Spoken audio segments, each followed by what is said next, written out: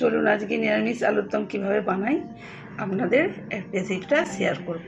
রুটি পোলাওর সাথে খুব ভালো যাবে। স্টার্ট করি। সেদ্ধ করা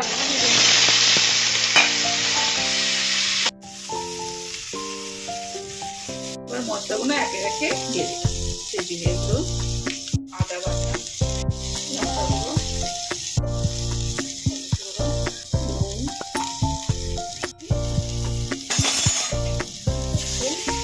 মশলাটা ভেজে নিতে হবে। স্বাদ মতো চিনি,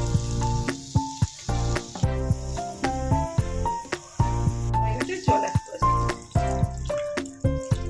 5 মিনিট ধরে ফুটবো। 5 মিনিট হয়ে গেল, এবার ঢাকাটা সরিয়ে দিলাম। ধনে পাতা অ্যাড করে দিলাম। নেড়ে চেড়ে তৈরি হয়ে গেল আমাদের নিরামিষ আলুর দম।